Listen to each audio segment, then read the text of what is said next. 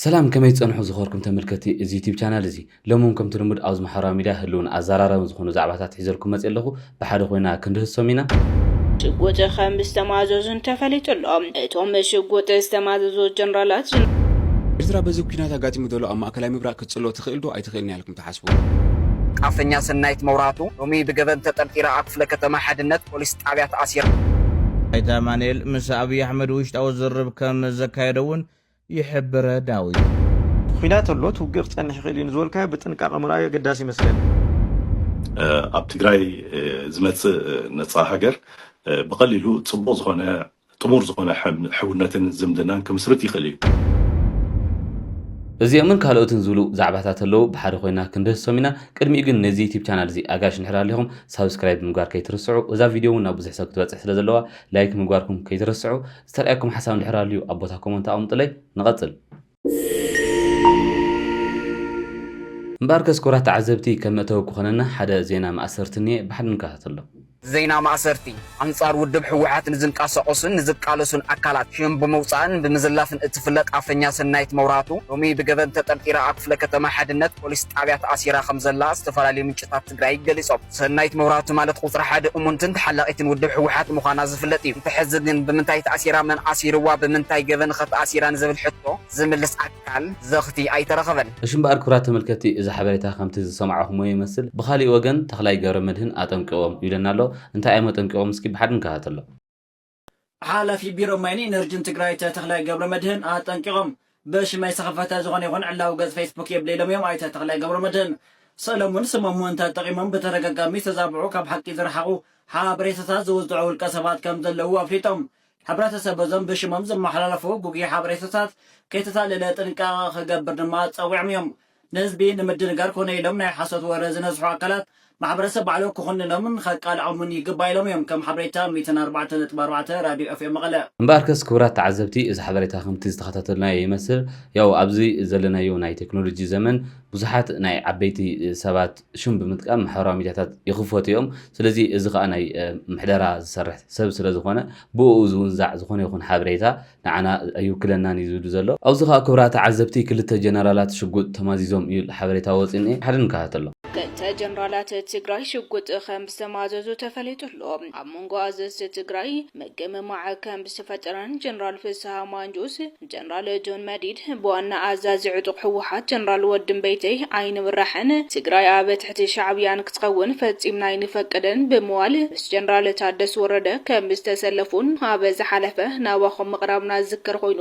ጀነራል ገብረ ህንዲላን ኮሎኔል ተወልደ ዕምባበን እውን ምስ ጀነራል ታደሰ ወረደ ተሰሊፎም ኣንጻረቶም ጀነራላት ተሰሊፎም ከም ዘለውን ካብ ዝውተወሰኺ ኣብ ፖለቲካዊ መሪሕነት እውን ሓድሽ ኣሰላልፋ ተፈጢሩ እዮም ያካሳ ተኽላይ ዓለመ ገብሩ ሓደን ካልኦት ስሞም ዘይተጠቐሱ መራሕቲ ትግራይ ኣንጻር ሕወሓት ንምቅላስ ትግራይ ካብ ወራሪ ሻዕብያ ሓራን ውፃእ ምስ ጀነራል ታደሰ ወረደ ከም ዝተሰለፉ ናባኹም ኣቕሪብና ነርና ኣብዚ ሰሙን ኣብ መንጎቶም ጀነራላት ብዘሎ ኣፈላላይ ኣብ ደጀን ቢሮ ዕገርገር ከም ዝተፈጠረን ብጀነራል ወድን በይተይ ዝምራሕ ንሽመኛ ኣማኒላ ሰፋም እቲ ቢሮ ኣረክብን ኢሉ ናብ ደጀን ከም ዘምርሐን እቶም ጀነራላት ድማ ነናይ ባዕሎም ሓድርታት ሒዞም ከም ዝኸዱን ሽጉጥ ከም ዝተማዘዙን ተፈሊጡሎም እቶም ሽጉጥ ዝተማዘዙ ጀነራላት ጀነራል ታደሰ ወረደን ጀነራል ወድን በይተይ ከም ዝኾኑን ብ2008 ዓመተ ምህረት እውን ኣባይ ወልዱን ዶክተር ደብረጽዮን ገብረ ሚካኤልን ሽጉጥ ከም ዝተማዘዙ ይዝከር እዩ እምበር ከስኩራት ተመልከቲ እዚ ሓበሬታ ከምቲ ሰማዕና ይመስል ብኻሊእ ከምኡ ዓይነት ተመሳሳሊ ዜና ኔ ሓድሽ ፕሬዝዳንትን ኣዛዚ ሰራዊት ትግራይን ተፈሪጦም ዝብል ሓበሬታ ወፅኒ እስኪ ብሓል ንከታተሎ አማኑኤል ሰፋ ፕሬዝዳንት ትግራይ ጀነራል ብርሃነ ነጋሽ ወዲ ነጋሽ ዋና ኣዛዚ ሰራዊት ትግራይ ብምዃን ተመዚዞም ክብል ኣማኻሪ ሚድያን ርክብ ህዝብን ጊዜያዊ ምምሕዳር ትግራይ ዝነበረ ጋዜጠኛ ዳዊት ከበደ ገሊጾም ተመልካቾች እንግዲህ ቀደም ብዬ እንደገለጽኩት በዛሬው ዕለት ህወሓት ጀነራል ታደሰ ወረደን ይተካል ያለችውን አዲስ ፕሬዝዳንት መመደቧን አሳውቃለች። እንግዲህ ከ22 ቀናት በኋላ ስልጣናቸውን በይፋ የሚጨርሱት ወይም ስልጣናቸው በይፋ የሚያበቃው የትግራይ ጊዜያዊ አስተዳደር ፕሬዝዳንት ሌተናል ጀነራል ታደሰ ወረደ የስልጣን ጊዜያቸው ሲያበቃ የሚተካቸው ፕሬዝዳንት በህወሓት ተመድቦ እየተጠባበቀ እንደሚገኝ ለህወሓት ጽሕፈት ቤት እጅግ ቅርብ የሆኑ አንድ የአውራምባ ታይምስ ምንጭ አረጋግጠውልናል። ህወሓት ለዚህ ኃላፊነት የመደበቻቸው ሹመኛ በአሁኑ ጊዜ የጊዜ አስተዳደሩ ምክትል ፕሬዝዳንትና የህወሓት ምክትል ሊቀመንበር የሆኑት አቶ አማኑኤል አሰፋ መሆናቸውን የገለጹልን ምንጮች አቶ አማኑኤል ለእጩነታቸው በህወሓት ቀርቦ 9 አባላት ባሉት የካውንስል ስራ አስፈጻሚ ውስጥ በ8 ይሁንታ እንደተሰጣቸው አረጋግጠናል። አዲሱ ፕሬዝዳንት እጅግ የተገደበ ስልጣን እንደሚኖራቸው የጠቆሙ እነዚህ ምንጮች በዶክተር ደብረጽዮን ሰብሳቢነት የሚመራውና የተለያዩ ኮሚቴዎችን በስሩ ያቀፈው የካውንስሉ ስራ አስፈጻሚ ብዙዎችን ኃላፊነቶች ጠቅልሎ እንደሚይዝ በማውሳት ፕሬዝዳንቱ ከህዝብ መሰረታዊ አገልግሎቶች ጋር የተገናኙ የዕለት ተዕለት ተግባራትን ከማከናወን የዘለለ ይህ ነው የሚባል የመወሰን ሚና እንደማይኖራቸው አብራርተውልናል። በአንድ መንግስት ውስጥ እጅግ ወሳኝ የሚባሉ ፕሬዝዳንት ብዙሕ ከም ዘይኮነን በዶክተር ደብረጽዮን ዝምራሕ ኮሚቴ ከም ዝምራሕን ነዚ ድማ ኣይተ ኣማኑኤል አሰፋ እውን ቅቡል ከም ዝገበሮን እዩ ዝገልጽ ዳዊት ከበደ ሓድሽ ፕሬዝዳንት ኣይተ ኣማኑኤል ምስ ኣብይ ኣሕመድ ውሽጣዊ ዝርብ ከም ዘካየደውን ይሕብረ ዳዊት ኣብዚ ድማ ድፍኢት ወይዘሮ ፈትለወርቅ ገብረ እግዚአብሔር መንጀሪኖ ክህል ከም ዝኽእል ገሊጹ በአንድ መንግስት ውስጥ እጅግ ወሳኝ የሚባሉ እንደ ጸጥታ፣ ፖለቲካና ኢኮኖሚን የመሳሰሉ ክላስተሮችን ካውንስሉ ቀደም ብሎ በመደባቸው ኮሚቴዎች አማካኝነት እንደሚመሩ የገለጹልን እነዚህ ምንጮች የኮሚቴዎቹ አስተባባሪዎችም የስራ አፈጻጸም ሪፖርታቸውን የሚያቀርቡት ለካውንስሉ ሰብሳቢ ማለትም ለዶክተር ደብረጽዮን እንጂ ለሚመደቡት ፕሬዚዳንት አለመሆኑን አረጋግጠናል። አቶ አማኑኤልም በዚሁ ሐሳብ በዚሁ አገባብ ተስማምተው ኃላፊነቱን ለመረከብ መወሰናቸውን ያረጋግጡልን። የጀነራል ታደሰ የስልጣን ዘመን ከማብቃቱ ከአንድ ወር በፊት ጀነራሉ መልቀቂያ እንዲያስገቡና አቶ አማኑኤል ቀደም ብለው ይህንኑ ስልጣን እንዲረከቡ ታስቦ ነበር ያሉ እነዚህ አውራምባ ታይምስ ምንጮች፣ ሆኖም ጀነራል ታደሰ ይህ አይነቱ ክብረ ነክ አካሄድ አቁሙ ብለው ዶክተር ደብረጽዮን በማስጠንቀቃቸው አቶ አማኑኤል እስከ መጋቢት 30 ማለትም ለሚቀጥሉት 22 ቀናት በትዕግስት መጠበቅ ግድ እንደሆነባቸው ኣብዚ ሕዚ ሰዓት ብዙሕ ኣዘራራቢ ኮይኑ ዝርከብ ጉዳይ ምክትል ፕሬዚዳንት ኣማኑኤል አሰፋ ናይ ቀጻሊ ግዜያዊ ኣመሓዳሪ ክኸውን እዩ ኣብ ዝብል ብዙሓት ሰባት ግምቶም እንዳቐመጡ ኣለው። ተመሳሳሊ ኣብ ማሕበራዊ ሚድያ ክዘዋወር ካብ ዝርከብዎ ድማ ኣማኑኤል አሰፋ እዚ ኣብዚ ማሕበራዊ ሚድያ ዝንቀሳቐስ ዘለዎ ሓበሬታ ፅሩይ ኣይኮነን ወይ ድማ ትክክል ኣይኮነን፣ ከምኡ ዓይነት ኣካይዳ ኣይተኸይድን፣ ንዓይ ፕሬዚዳንት ንምግባር ዝተገበረ ነገር የለን ኢሉ ባዕሉ ኣብ ማሕበራዊ ሚድያ ጽሒፍዎ ኣሎ። ያው ንቐጻሊ ባዕሉ ንሱዲ ክኸውን ካሊእ ክኸውን ዝፈልጦ ኣካል የለን። ነገር ግን እስኪ ናይኹም ግምት እንታይ ይኸውን ኣብ ኮመንት ኣቕምጡለይ። እምበኣር ክቡራት ተዓዘብቲ ነዚ ኣብ ማሕበራዊ ሚድያ ዝዘዋወር ዘሎ ሓሳብ ኣማኑኤል አሰፋ ኣብ ዛራ ሚድያ ቀሪቡ ዝገለጾ ሓሳብ እኒ እስኪ ባሕደ ንከታተሎ ራሕለና ደኖ የበልና ካምበር ብዛዕባ ልምዓንቲ ሶሻል ሚድያ እውን ይውረ ነይሩ ናይ ፕሬዚደንት ታደሰ ወረደ ጉዳይ ናትካ ጉዳይ አዲስ አበባ ትመላለስ ኢኻ ዝብል ጉዳይ ናይ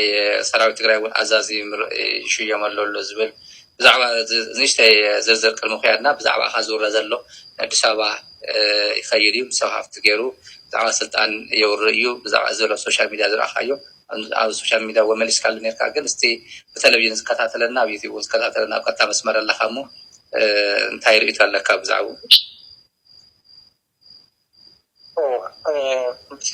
ግን على فيسبوك بيج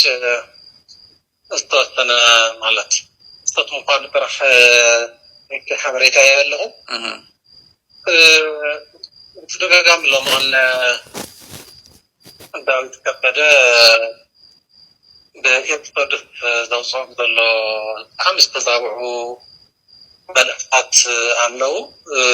الحيطة بزحبا حيطات مخطة تقرأي كودي وظل حيطات مخطة تقرأي زملكت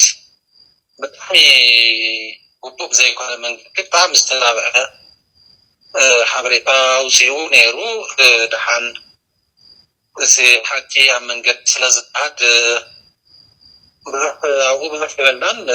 أدلي خون مو محدي حتى بزباكم طبعين مصينا مثل زاميدو بناطي كنا نف محد نسبو تم أصل حبريتا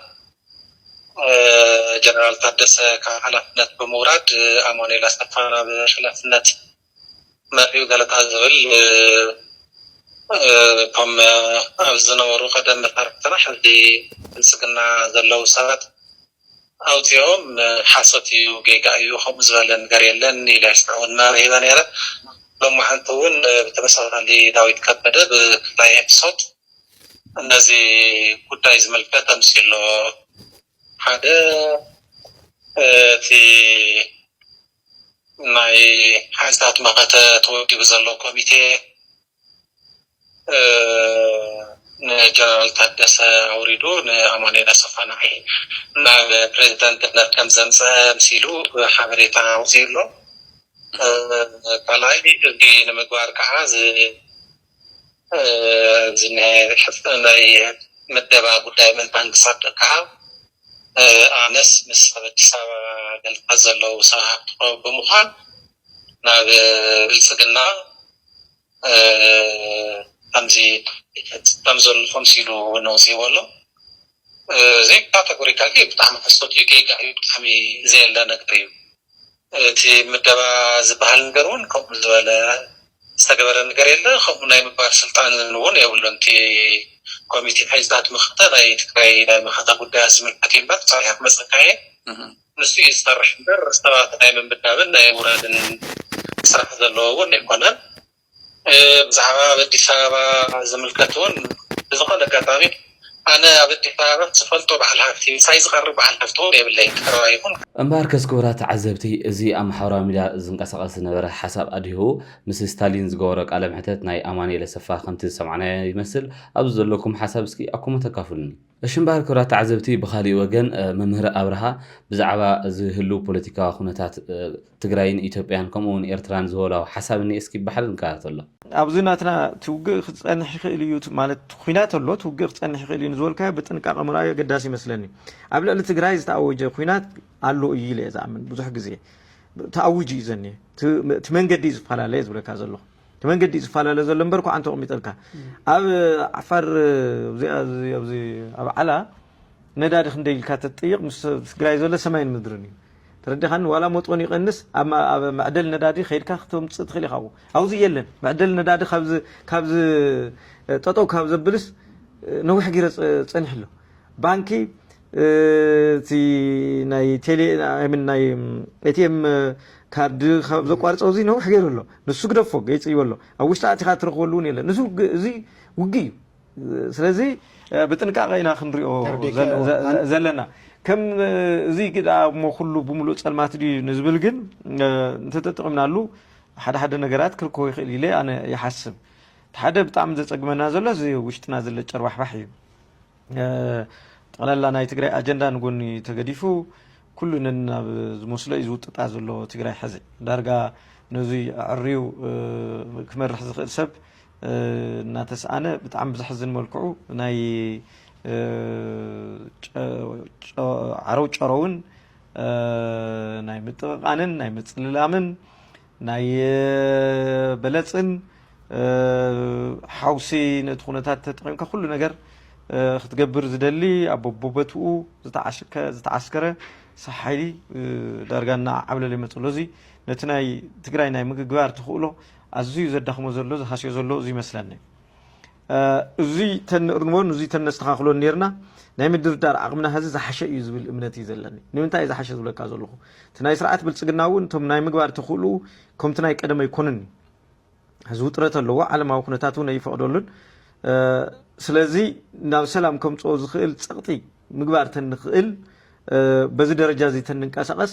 ቶም ንደልዮም ረብሓታትና ካብ ውግእ ወፃኢ ብሰላማዊ መንገዲ كنرجع نخلينا زميل أمنة لنا حد نتبيز نقرأ كذا زي من تأي خون زي سرعات كم قدمو تفتيز حلفون خزارة وكل خزول كو كم تناي قدمو الحمد لله يو بحنت فشكا نفيحو زسلو فو حزب دارجا يلن حزي زي رأي يكون كنزلا كذا لخو واقع زغل حيل يولنا يكون كنزل زلخو كتكوس زغل تأيت المدافع عن مسائل يولنا يكون كنزلا كذا لخو ببركي حزبي جن حزبي هو حزبي نقشيو مال تايرخ ينازبل بفلا يوم حرا زي حتى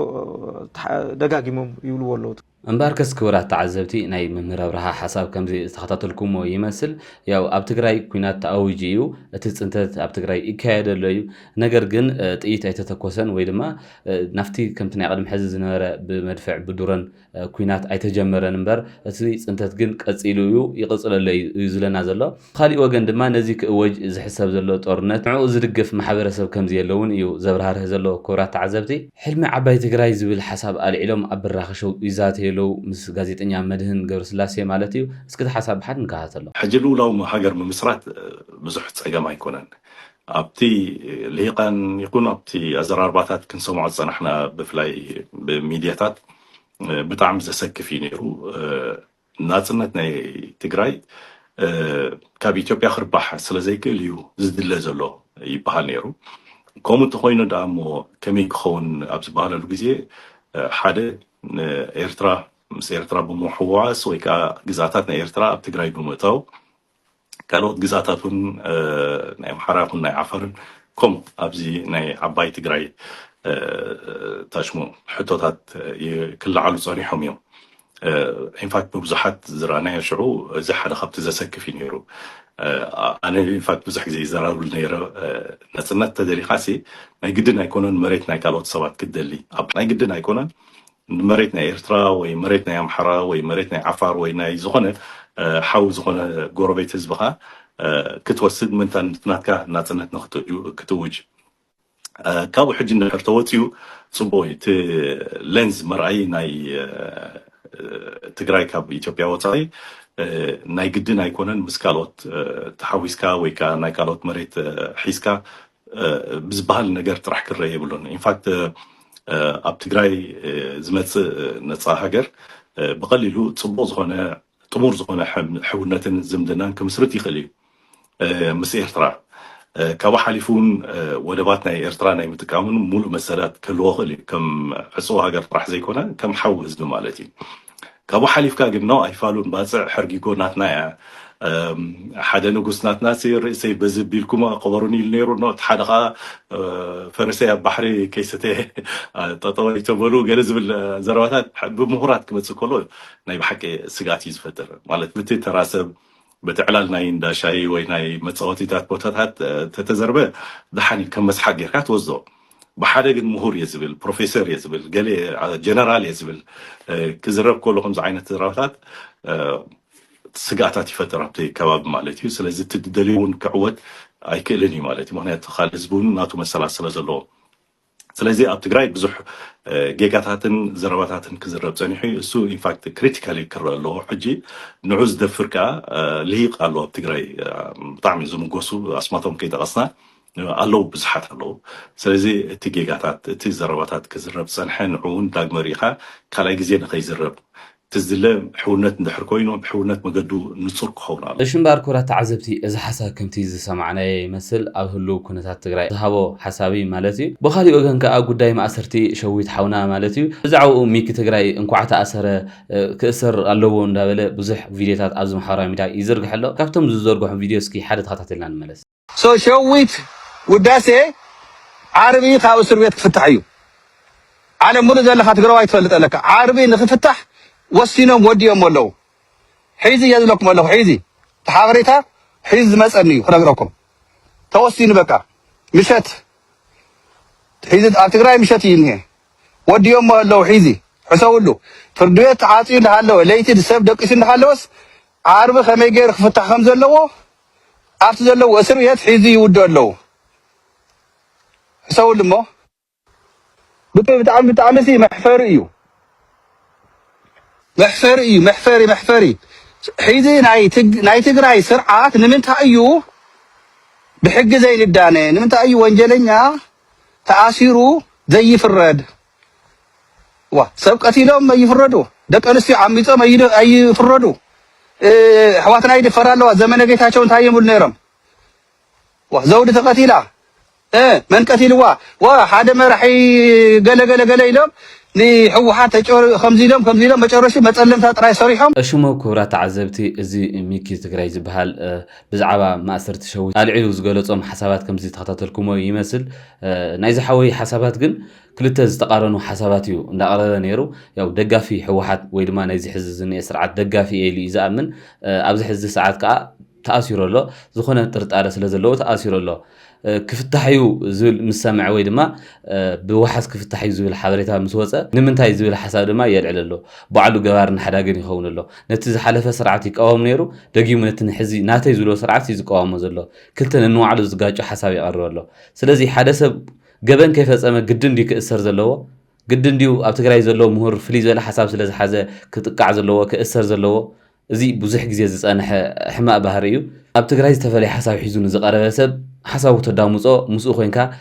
በብቦታኻ ኮይንካ ክትሰርሕ ዳ ክትክእል ነይካ እምበር ሓደ ፍልይ ዝበለ ሓሳብ ስለ ዝሓዘ ንዕኡ ክተኣስሮ ዕድመ ልክዑ 5 ዓመት 6 ዓመት ናብ ዘይኮነ ምንግልታዕ ምእታው ጽቡቕ ኣይኮነን ሽምባር ኩራት ተመልከቲ ብኻሊእ ወገን ኣብ ማሕበራዊ ሚድያ ህልውን ኣዘራራብን ዘሎ ዛዕባ ሚኒስተር ወፃኢ ጉዳያት ዑስማን ሳሌሕ ንኣብ ኤርትራ መደበሮም ኣምባሳደራት ተኣኪቦም ዝበልዎ ሓሳብ ነየስኪ ብሓደ ንከታተል ሚኒስተር ጉዳያት ወፃኢ ኣቶ ዑስማን ሳሌሕ ንኣብ ኤርትራ ዝመደበሮም ኣምባሳደራት ዲፕሎማስኛታትን ወከልቲ ቤት ጽሕፈት ሕቡራት ሃገራት ኣብ ኤርትራ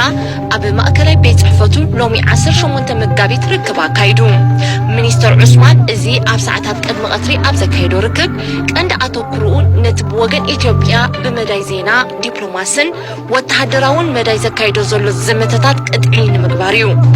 ሚኒስተር ዑስማን ኤርትራ ንኩናት ትዳሎ ኣላ ብምባል ብወገን ኢትዮጵያ ዝወሃብ ዘሎ ዘመተታት ሓሶት ከም ዝኾነን ነቲ ብኮሚሽን ዶብ ዝተዋህበ ቀያዲ ውሳነ ብምኽባር ሰራዊት ኤርትራ ኣብ ኣህጉራዊ ሕጊ ኣፍልጦ ዝረኸበ ዶባቱ ከም ዘሎ ነቶም ዲፕሎማስኛታት ኣረዲኦም ሚኒስተር ዑስማን በቀንዱ ነቲ ዜናዊ ዘመተታት ዝቅስቅሱ ብታሕቲ ኮይኖም ዘጓሃብሩ ዘለዉ እቶም ሃፈዝታ ናይ ወያነ ዘለዎምን ክሳብ ናይ ስርዓት መቕያር ዝኸይድ መደብ ኣብ ኤርትራ ዘለዎም ዓያሹ ዝምብድበድ ከም ዝኾነ ብዝርዝር ሓቢሮም ንውዕል ፕሪቶሪያ ኣመልኪቱ ኣብ ዝሃቦ ሓበሬታ ድማ ሚኒስተር ዑስማን ውዕል ፕሪቶሪያ በቀንዱ ንውሽጣዊ ጉዳያት ኢትዮጵያ ዝምልከት እዩ ብምባል ዝኣምን መንግስቲ ኤርትራ ኣብዚ ጉዳይ እዚ ዝኾነ ምትእትታዋት ናይ ምግባር ሸውሃት ከም ዘይብሉ ኣረዲኦም ብተወሳኺ ከምቲ ብመንገዲ ሚኒስተር ዜና ኣቶ የማነ ገብረ መስቀል ክሕበር ዝቐነየ ኣብ ውሽጣዊ ጉዳያት ሕወሓት ንዘሎ ግርጭታት ምትእትታው ናይ ምግባር ኤርትራ ባዶ ድሌት ከም ዘለዋ ኣረጋጊጹም ኤርትራ ሉላዊት ሃገርያ ዝበለ ሚኒስተር ዑስማን بحيلي أفدق بحرين مركب بمنجست إثيوبيا زجبر نلولاونة إيرترا زتحس قمتي نتقيح مسمر ناي منجست إيرترا نمحلاف كم زخونة أبريهم أبزي منيستر عثمان صالح هقراو محبر السبح فشا ودب حبرات هقرات بايتو تستا حبرات منجستات أمريكان حبرات أوروبا عندما بفلاي إثيوبيا نتوسدو نهاجرا ودحنت لولاونة تنجز عتاوي حدنة تنزت حسقمتي كخوننن كابوغي كمارك وقدامن تمحتينهم قال ندعيات مثل انك بحال قدامي منيستر أبي أحمد لكع كم زحلفو سرعتات إثيوبيا هارقاف ناي بحر شوهات بمحاز نزكايدو زمتتات نيا بوتاتيو نهزب إيرترا دما حدش أيكونن سلازي تماساسالي جيغان خيفتزم منيستر عثمان ኤርትራ ሰራዊታ ኣመሬታ ከም ዘሎ በኢትዮጵያ ዝወሃብ ዘሎ ናይ ኣፍደገ ባሕር ዋንነት ዝምልከትን ንኣብ ስምምዕ ፕሪቶሪያ ዘለዋ መርገጽን ሓንሳብ ንሓዋሩን ንጹር ገይርዎሎ